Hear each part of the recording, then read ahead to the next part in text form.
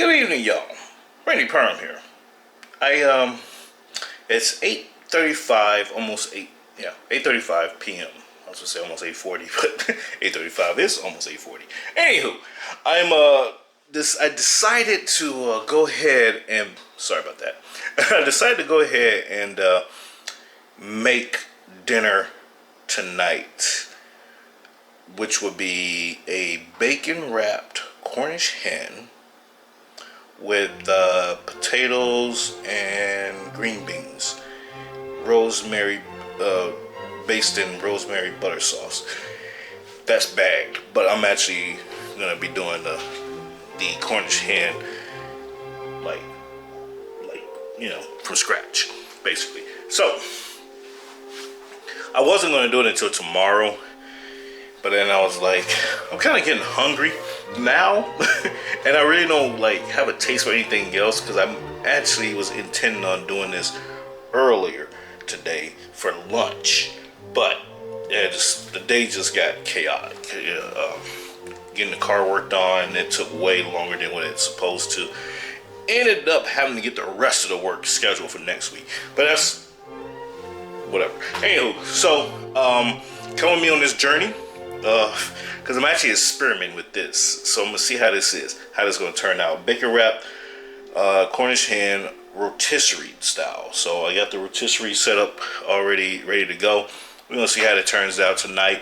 If it's nasty, I tried. Okay, but we'll see what happens. So stick around and let's see what we do.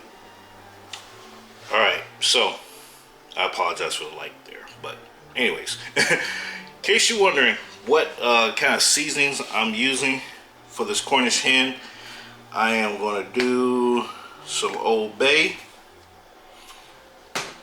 some Morton's regular seasoning, I know, some Tuscan seasoning, and just a little bit of garlic salt for this. And what I'm planning on doing is rotisserieing it for having it in the rotisserie for about 25 minutes roughly, just to kind of get it cooked in a little bit. Then we'll pull that out, wrap it in bacon, throw it back in there, and let it cook to perfection. So that's what the plan is, but we'll be back here and I'll show you what that looks like. All right, so this is the seasoning, the Cornish hen seasoned on both sides. I got it done on both sides there. And what I like to do also is I like to season the inside of the hen as well. So I set it up like so, and I drop some seasons in there.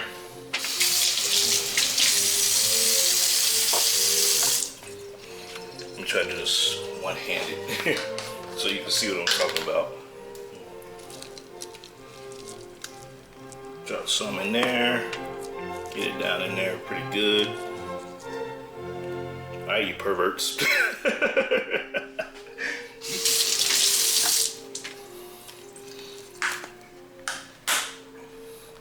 And this is just so as it's cooking some of the internal meat, get some flavor in as well. And yeah, it comes out really good when you do it like this too. A lot of people don't do this. A lot of people don't know about that. I do the same thing for Thanksgiving turkeys. I throw some seasoning down in the cavity and let that cook. And I know, like I said, I know. You're probably looking at it like, man, that is over seasoned. But think about it. It's gonna cook itself. While it's cooking, it's gonna cook out. So you're gonna lose a lot of this flavoring anyway. So, but that's her. I'm not gonna bother re-seasoning that because it is pretty well seasoned on that side. And I got a little bit of I got some twine.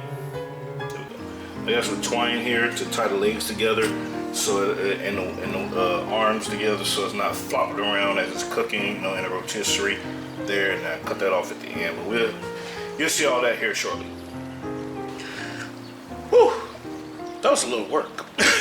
But I got it done. So yeah, it was a little work getting it together there. For some reason I was kind of struggling a little bit with tying her down, but I got her good. So I want to show you what it looks like here. So what you want to do, okay, is, you know, when you tie the legs together, as you can see right between the fork here, you tie the legs together, and you want to use when you tie the wings together, you want to use a toothpick to kind of like get the wings in place, and then tie it down. That way you're not struggling too much like I was before I did that. I was like, oh wait a minute, let me use a toothpick here. So anyways, but you want to fork it between the thighs. I'm sorry about that. You want to fork it between the thighs there, and you want to come in at the shoulders. Yeah, get that in there, right there. You want to come in at the shoulders, so that way as it's cooking, those holes kind of like help get the breathing of the heat through there too, so it's cooking internally as well. And the actual I don't know what you call this thing, but the thing that turns, it's going through the body, going through the cavity of the bird. So if you don't fork it properly, the bird is just going to spin around. It's not going to actually turn with the device. So it's just going to spin around. So that's why it's important to kind of anchor it in there properly. So, all right, let me get it set up in here in the rotisserie oven. I haven't used this thing in a while, so I gotta like kind of like reteach myself how to turn this thing on. So I'll be back. All right, I guess I did remember after all. It only took me a couple minutes to figure it out. But as you can see, I got her in there. You see how the arms are, the back side of the arms are trying to flail a little bit. That's why it's important to lock the wings down in there. And make sure you line your pan at the bottom. As you see, the juices are dripping already. And like I said, I got it on 400 degrees, started at 25 minutes. So after it beeps at me, I'm gonna come back in here, pull it out, and get the bacon on there, and then throw it back in there for an additional 25 minutes or so, just to see, kind of get a taste of what see where it's at. All right, y'all. So 25 minutes has elapsed, and got the rotisserie out, the chicken out, the hen out, and yeah, keep in mind that the spoke here is very hot. So just be mindful of that. Don't just get all excited and just try to reach in there and yank her out. It is hot. So what I'm gonna do is let this cool down for a few minutes, and so I can get ready to wrap her up in this good old bacon here. I got some Wright brand applewood flavored bacon. So I'm gonna wrap her up in that. It's probably only gonna take like 3 or 4 slices of bacon at most, and we got some toothpicks here to keep it in place. And I'll show you how that's gonna look like when I get ready to do all that. So yeah, there we go. And she looks like she's, you know, pretty cooked. So I imagine, like I said, another maybe 25 minutes, just so, because for the simple fact of the bacon factor there, but it'll also keep cooking the chicken as well. So yeah, we'll see how it looks in a few. All right, y'all. So I'm gonna go ahead and start wrapping this bad boy. She cooled down for about a good 10-15 minutes there, so I think that's good enough time to go ahead and start doing a little wrapping. Now, I don't plan on making this a very pretty thing, but just know that, yeah, bacon wrap hen. So we'll see how that turns out.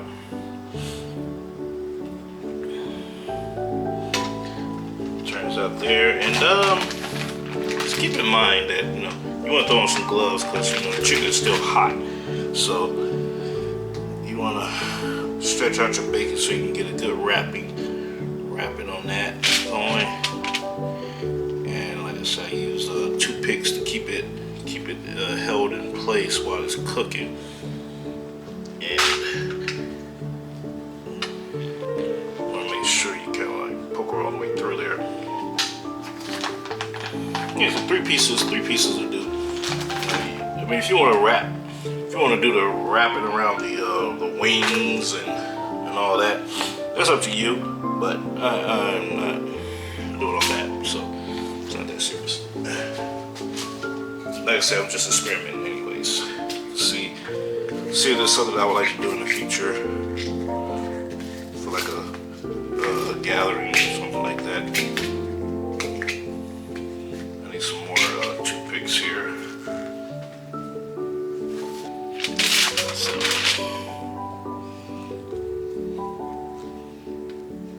see that there. And like I said, I'm gonna throw her back in the rotisserie there for another about 30 minutes. And see how she turns out. But yeah, get that body wrapped up nice and good. Not worried about the wings, like I said. That bacon flavor is gonna permeate through there anyways, up in there. So let's see how that goes. And I can take out that old toothpick from the wings. So get that in there.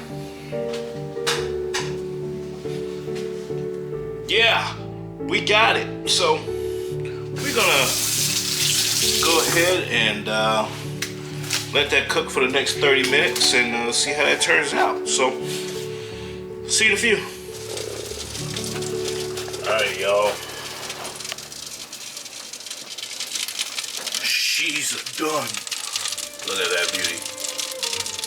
It literally just stopped. But that's, oh my God.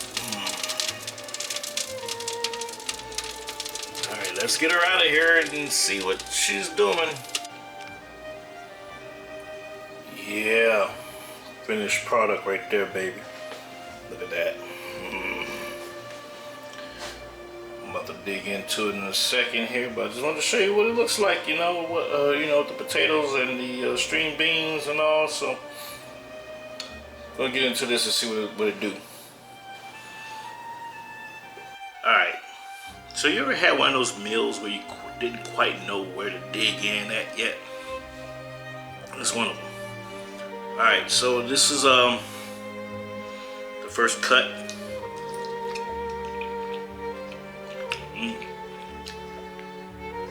That's good. But for disclaimer, I would add probably about 5 more minutes on each end. Maybe 5 minutes. Before you wrap the bacon and after. So 10 minutes total time. Just to kind of cook it a little bit longer.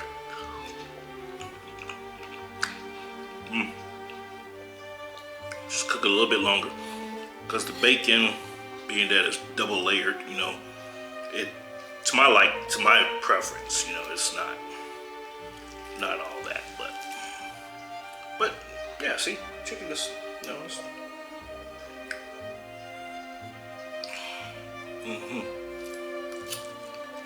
you don't want to cook all the flavor out of it.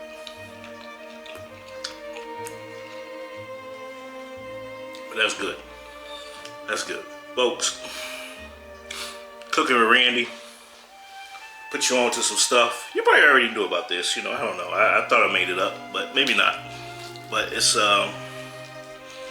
good eating, definitely. Definitely a redo. I do this again. I got another hen in the freezer. So I'll do this again probably in a week and see, how it tastes with a little bit more of a crisp to it. And yeah, but it's good. I like it. So, all right, folks. I'm finna dig into this thing and smash it down real fast. I'm not gonna eat all this tonight. Don't get it twisted. It's already 10 minutes to 11 p.m. You know, so but I'm gonna eat as much of it I can, and yeah, have the rest of this for lunch tomorrow. So, how is your boy?